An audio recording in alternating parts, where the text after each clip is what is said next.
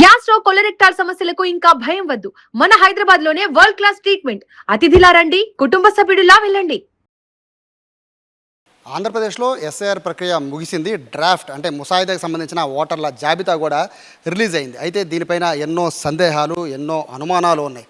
So ప్రజల నుంచి వస్తున్న అనుమానాలు, సందేహాన్ని నివృత్తి చేయడానికి ప్రస్తుతం ఎన్టీఆర్ జిల్లా కలెక్టర్ లక్ష్మీష ఉన్నారు. మీ తరఫున ఆ క్వశ్చన్స్ అన్నీ సార్ని అడుగుతాను. సార్, చాలా డౌట్స్ ఉన్నాయి సార్. ఎస్ఐఆర్ ప్రక్రియ కంప్లీట్ అయిపోయింది. బట్ నిన్న ఏదైతే ఓటర్ జాబితా వచ్చిందో ముసాయిదాకి సంబంధించి నేను కూడా టెస్ట్ చేశాను సార్. నా టీఎంఓ నెంబర్ని ఈసీకి సంబంధించిన యాప్ దగ్గరికి వెళ్ళాను, టెస్ట్ చేశాను. కొన్ని డౌట్స్ వచ్చాయి సార్ నాకు. ఇందులో ప్రధానంగా ఈ ఓటుకి సంబంధించి పొరపాటున నా పేరు మిస్ అయితే లేదా తప్పు పడితే, సో మీ ఎమ్యునేషన్ ఫామ్లో తప్పు ఉన్నా లేకపోతే ఇంకొక రకంగా తప్పు పడినా దాన్ని సరిదిద్దుకోవాలంటే టైం ఎట్లా, ఎవరిని కలవాలి? స్పెషల్ ఇంటెన్సివ్ రివిజన్ ఇప్పుడు క్లెయిమ్స్ అండ్ అబ్జెక్షన్ స్టేజ్లో ఉంది. దీంట్లో మీకు ఆల్రెడీ డ్రాఫ్ట్ రోల్ని పబ్లిష్ చేసి ప్రతి బూత్ లెవెల్లో, ప్రతి కాన్స్టిట్యున్సీ లెవెల్లో పబ్లిక్ రిప్రజెంటేటివ్స్ కూడా ఇవ్వడం జరిగింది.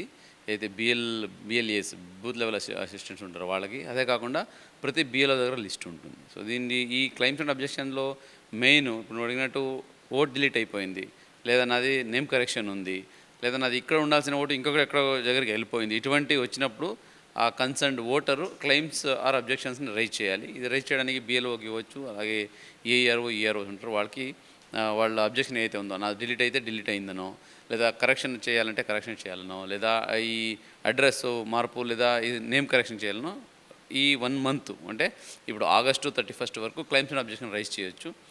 రైజ్ చేసిన తర్వాత రైజ్ చేయడంతో పాటు అడ్రస్ ప్రూఫ్ మారాలనుకుంటే అడ్రస్ ప్రూఫ్కి కావాల్సిన లిస్టు, లేదా ఓటు నాది మిస్ అయింది నాది యాడ్ అవ్వాలంటే దానికి కావాల్సిన లిస్టు, ఈ 11 టైప్ ఆఫ్ ఐడెంటిఫై కార్డ్స్ ఉంటాయి, దాన్ని అటాచ్ చేసి ఫైల్ చేయాల్సి ఉంటుంది. ఈ మిస్ అయిపోయింది నాది డిలీట్ అయిపోయిందని ఎవరు కంగారు పడాల్సిన అవసరం లేదు.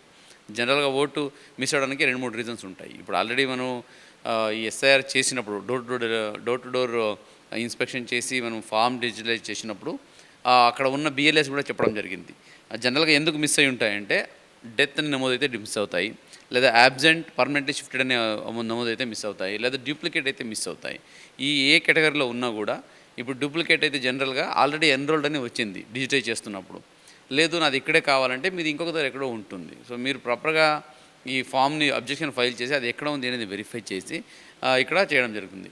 ఎవరైనా బతికి ఉండి డెత్ని కనుక నమోదు చేశారనుకోండి, అది యాక్చువల్లీ జరగకూడదు, జరిగి ఉండదు. ఇన్ కేస్ పొరపాటున జరిగి ఉంటే డెత్ అని నమోదు చేయాలంటే కంపల్సరీగా డెత్ సర్టిఫికేట్ తీసుకోమని చెప్పాం బిఎల్ఓస్కి, దాన్ని బట్టే చేయమని చెప్పాం. ఇప్పుడు నా జిల్లాలో చూసుకుంటే దాదాపు 55,813 మంది డెత్ అని రిజిస్టర్ అయింది. దీంట్లో ఎవరైనా పొరపాటు అయ్యి ఉంది అనుకుంటే మీరు ఇమీడియట్గా ఫార్ము 6 ఫైల్ చేస్తే అది తీసుకొని దాన్ని ఎక్కేస్తారు. అండ్ ఎక్కడ పొరపాటు జరిగింది డెత్ని ఎవరు బట్టి చూసుకుని దాన్ని బట్టి యాక్షన్ కూడా తీసుకోవడం జరుగుతుంది.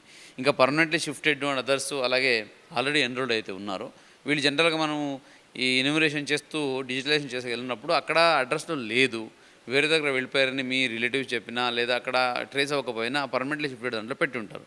కానీ ఇప్పుడు డ్రాఫ్ట్ పబ్లిష్ చేసినప్పుడు మీరు అక్కడ ఉన్నాము, మేము ఇక్కడ ఉన్నామని ఉంటే కంపల్సరీగా మీరు ఫామ్ 6ని ఫైల్ చేస్తూ దానికి కావాల్సిన డీటెయిల్స్ ఈ 11 రకాల ఐడి కార్డు ఏదో ఒకటి పెట్టాల్సి ఉంటుంది. లైక్ ప్యాను, లేదా రేషన్ కార్డు, లేదా మీది బ్యాంక్ పాస్బుక్, ఇటువంటి స్టడీ సర్టిఫికేటు, క్యాస్ట్ సర్టిఫికేట్స్, ఇటువంటి 11 రకాలు ఉన్నాయి.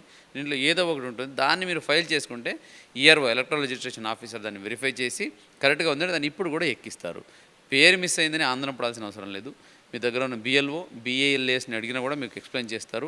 మీ లిస్ట్ మొత్తం కూడా ఆల్రెడీ అందరికీ బిఎల్ఓస్కి పంపించడం జరిగింది. కాబట్టి ఈ ప్రాసెస్ ఫాలో ఈ 1 మంత్లో చేసుకుంటే ఎక్కడికి అంటే ఇన్ కేస్ డిలీట్ అయినా కూడా ఆ ఓటు ఎక్కడికి వెళ్తే మళ్ళీ వస్తుంది. ఇక్కడ 2 డౌట్లు ఉన్నాయి సార్. ఒకటి, ఎస్ఐఆర్ఓ పేరు ఉంది కాబట్టి, అంటే మనకి మీరు ఇచ్చిన ప్రస్తుతం డ్రాఫ్ట్లో పేరు ఉంది కాబట్టి 2029 ఎలక్షన్లో ఓటు వేయచ్చు, మళ్ళీ వెరిఫికేషన్ రారు అనేది ఒకటైతే, రెండోది ఇప్పుడు పేరుంది కాబట్టి 2029కి వీళ్ళు మాత్రమే ఓటు వేయాలేమో అనే ఒక అపోహ ఉంది సార్. ఈ 2 కరెక్టేనా?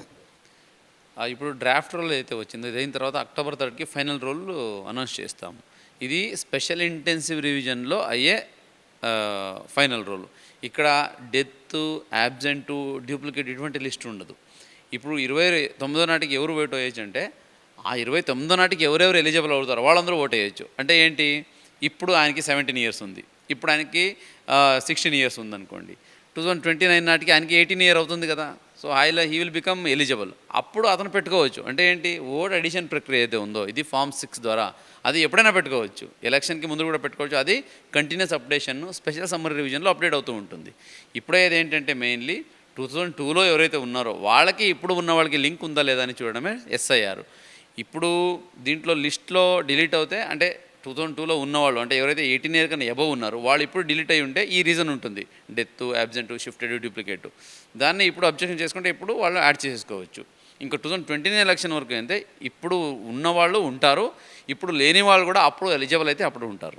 చెప్తున్నాను ప్రకారం October 3కి ఏదైతే ఫైనల్ కాపీ వస్తుందో October 4th నుంచి అంటే ఇక్కడ నుంచి కూడా 18 ఇయర్స్ నిండిన ప్రతి ఒక్కళ్ళు కూడా మళ్ళీ ఫామ్ 6ని అప్లై చేసుకోవచ్చు, మళ్ళీ ఎన్రోల్ అవ్వచ్చు.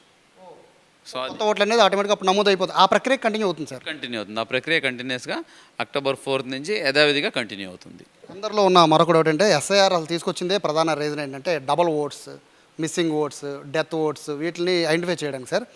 డబల్ ఓట్స్ అనేది ప్రస్తుతం ఎన్టీఆర్ జిల్లాలో ఎన్ని గుర్తించారు?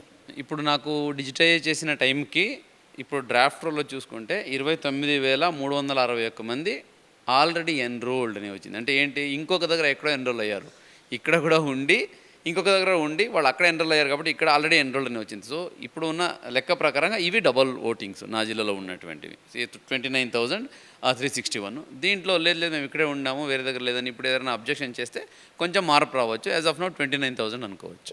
29,000 మంది హైదరాబాద్ కావచ్చు, బెంగళూరు కావచ్చు, వేరే ప్రదేశంలో కావచ్చు, బట్ అలా ఓటు తీసుకున్నారు సార్. ఇప్పుడు వాళ్ళు ఎక్కడికే షిఫ్ట్ అవ్వాలి అనుకున్నారు లేదా అక్కడే వాళ్ళు ఉండిపోవాలనుకున్నారు. సో వాళ్ళకి షిఫ్టింగ్ ఆప్షన్ ఉంటుందా?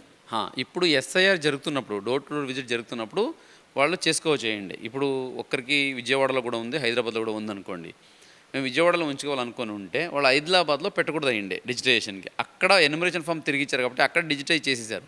అందుకే వాళ్ళకి ఇక్కడ ఇప్పుడు ఆల్రెడీ ఎన్రోల్డ్ అని వస్తూ ఉంది.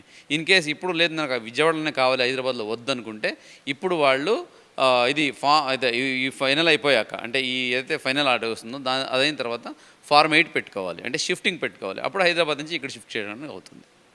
ఫైనల్గా చెప్పండి సార్, చాలామందికి డౌట్స్ ఉన్నాయి. బట్ ఇప్పుడు దాకంటే మీ బిఎల్ఓలు వాళ్ళందరూ కూడా ఇంటింటికి తిరిగారు కాబట్టి సో చెప్పారు, ఇబ్బందులని చెప్పారు. బట్ ఇక్కడి నుంచి పరిస్థితి సార్, ఒకవేళ వీళ్ళు సమస్యలు చెప్పాలన్నా, అభ్యంతరాలు చెప్పాలన్నా సో ఎవరిని కలవాలి, ఎలా కలవాలి? స్పెషల్ ఇంటెన్సివ్ రివిజన్లో ఎలక్షన్ మెషినరీ అంటే ఇక్కడ డిఈఓ నుంచి ఈఆర్ఓస్ అలాగే ఏఈఆర్ఓస్, బిఎల్ఓస్ వీళ్ళు ఎలక్షన్ మెషినరీలో పనిచేస్తుంటారు. నలుగురిలో ఈ చైన్లో ఎవరిని కాంటాక్ట్ చేసినా మీకు ఇన్ఫర్మేషన్ వస్తుంది. ఈ ఇన్ఫర్మేషన్ నెక్స్ట్ 1 month ఏదైతే ఉందో క్లెయిమ్స్ అండ్ అబ్జెక్షన్ టైము, ఇక్కడ మీ అబ్జెక్షన్ ఏది అలాగే దానికి ప్రూఫ్ ఏంటి, దీన్ని సబ్మిట్ చేయడానికి వీళ్ళు ఎవరికైనా సబ్మిట్ చేయొచ్చు. సబ్మిట్ చేసిన వెంటనే మీకు నోటీస్ ఇవ్వడం జరుగుతుంది. నోటీస్ ఇచ్చేసి మీ సైడ్ నుంచి హియరింగ్ ఇవ్వడం జరుగుతుంది. హియరింగ్ ఇచ్చేసి మీరు చెప్పిన క్లెయిమ్ బట్టి దాన్ని డిస్పోజ్ చేయడం, మీరు చెప్పింది కరెక్టా లేదా మీరు చెప్పింది కాదా అని మీకు లిఖితపూర్వకంగా తెలియజేస్తారు. కాబట్టి మీరు జనరల్గా ఓటర్స్కి బిఎల్ఓ ఎక్కువ అందుబాటులో ఉంటారు కాబట్టి బిఎల్ఓ ద్వారా లేదా ఏఈఆర్ఓల ద్వారా మీద వాళ్ళు సంప్రదించవచ్చు. సంప్రదించి సమస్యలు ఏమైనా ఉంటే పరిస్థితి. ఆన్లైన్లో చేయడం లేదా sir?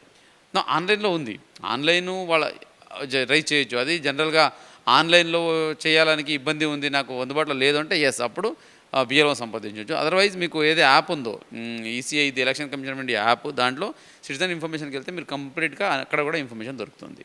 Thank you so much. So చాలా డౌట్స్కి క్లారిఫికేషన్ అయితే ఇచ్చారు. ECINET ఈ యాప్ని ఇమీడియట్గా కూడా ఇన్స్టాల్ చేసుకున్న తర్వాత అక్కడి నుంచి మీ ఓటు ఉందో లేదో వెరిఫికేషన్ చేసుకోండి. లేదు అంటే కనుక మీకు ఆన్లైన్ చేయడం వస్తే అక్కడి నుంచి మీరు ఫామ్ 8 ఫామ్ 6 అనేది కలెక్టర్ గారు చెప్పినట్టు దాని ద్వారా ప్రొసీజర్ ఫాలో అవ్వండి. అది కూడా లేదు అనుకుంటే బిఎల్ఓలు అందుబాటులో ఉంటారు కాబట్టి వాళ్ళ దగ్గరికి వెళ్ళి మీ అభ్యంతరాలని, సమస్యల్ని, ఇబ్బందుల్ని వాళ్ళకి చెప్తే కనుక మీ ఓటు పోకుండా జాగ్రత్తగా ఉండే అవకాశం ఉంటుంది. ఇక్కడ గమనించాల్సిన అంశం ఏంటంటే ఈ ఎస్ఐఆర్ ద్వారా కేవలం ఎన్టీఆర్ జిల్లాలోనే దాదాపుగా 30,000 మంది డబుల్ ఓటర్స్ ఉన్నారంటే రాష్ట్ర వ్యాప్తంగా ఎంతమంది ఉన్నారో అర్థం చేసుకోవచ్చు. ఇలా తెలంగాణలో కానీ బెంగళూరు ఇట్లా ఎక్కడైనా కూడా బట్ ఇలా డబుల్ ఓటర్స్ని తీసేయడం అలాగే చనిపోయిన వాళ్ళ ఓట్లని కనుక్కోవడం దీనిదే ప్రధానంగా ఎస్ఐఆర్ ప్రక్రియకి సంబంధించిన అసలైన మోటో. కాబట్టి ప్రస్తుతానికైతే ఎవరు ఏ అభ్యంతరాలు ఉన్నా కూడా ఆగస్టు 30 లోపే మీ అభ్యంతరాలని తెలియజేస్తే August 3కి ఫైనల్ కాపీ వస్తుంది. ఆ తర్వాత మీరు మార్చాలంటే ప్రాసెస్ పెద్దగా ఉంటుంది కాబట్టి ఈలోపే చేసుకోమని చెప్పి ఎన్టీఆర్ జిల్లా కలెక్టర్ లక్ష్మీష్ చెప్తున్నారు. కెమెరా పర్సన్ వినయ్తో సాయి, సుమన్ టీవీ, విజయవాడ నుంచి.